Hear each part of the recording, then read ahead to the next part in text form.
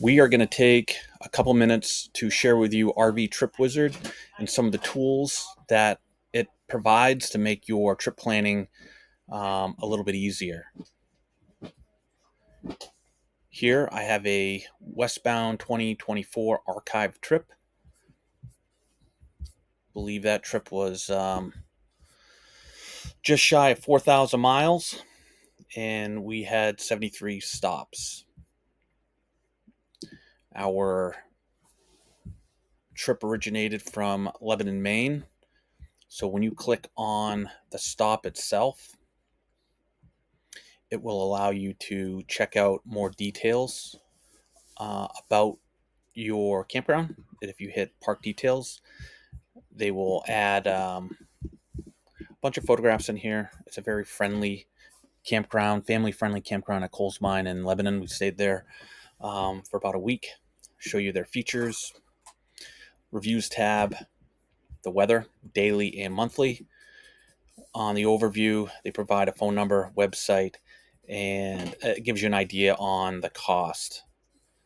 So we find the overview tab very helpful because we can also find out if it is big rig friendly and whether or not we can get our coach in and out without too much of an issue. There's also satellite view, which will give you like a Google Earth view if you have any questions regarding the campground being difficult to traverse in and out and while you're in the campground as well. So we typically will stay 60 to 70% harvest host and 30 to 40% campground. So we have a lot of harvest host locations in here. Unfortunately, I can't open them up in RV Trip Wizard because the even though I can put in the name of the harvest host, but it won't.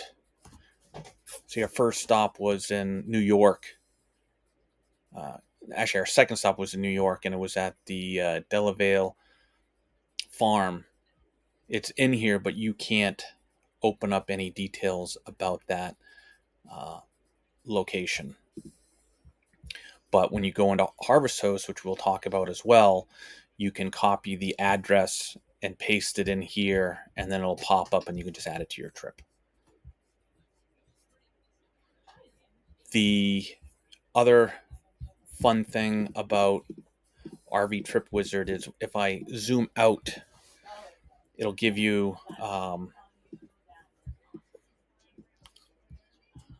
lot of campgrounds. So let's zoom in around the Buffalo, New York area because we checked out Niagara Falls. So if you're traveling to Niagara Falls and you want to find a campground near the falls, like we did, we stayed here at HTR in Niagara. As you see, it's a 9.2 out of 10 rating, and we also look at the reviews. So if there are few reviews, we get a little nervous, but here it has a couple hundred views, so we know that's a lot of people are going there. And at the star rating, it's a nice campground, and it had a couple pools. It was beautiful, very clean, no issues. It's pet friendly. It's got Wi-Fi. It has bathrooms, and here is the big rig. So if that's illuminated as it is, it will accommodate big rigs. So if you're a 45 footer, you're good to go. It also has water and electric and sewer, so all that is available. So if it was not big rig friendly, it would have a circle and an X through it. So then or a slash through it. So we would know that is not going to be a location we want to stay at. Here are some other ones. This looks like a pretty good one as well. 7.8 out of 10, 111. It's a pretty busy area. So, and here you have the KOA as well. And both of those offer the same amenities, it looks like. Okay, no lines through that. And let's see if we can find one that has a line through it. They're few and far between, but here it doesn't look like there is a, I don't know if that's a sewer hookup or, let's see here. I click on this and it'll tell me no sewer hookup.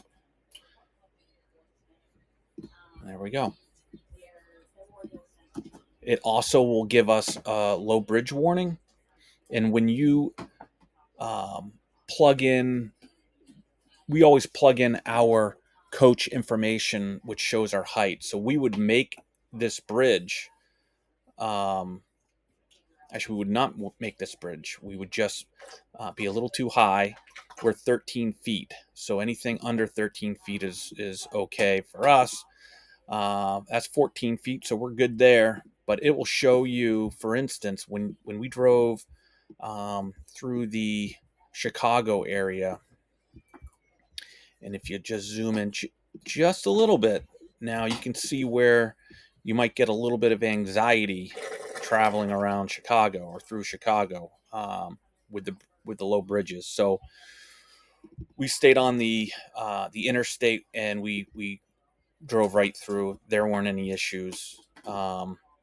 Some of these low bridges, once you zoom in, you find out that they're actually not on the interstate. They're along these frontage roads. So we don't have to worry about that. So this is a very quick and brief overview of RV Trip Wizard. We thoroughly enjoy it, and we're constantly adding and adjusting our trips, and it saves a lot of time, and it gets you to really become familiar with your route. And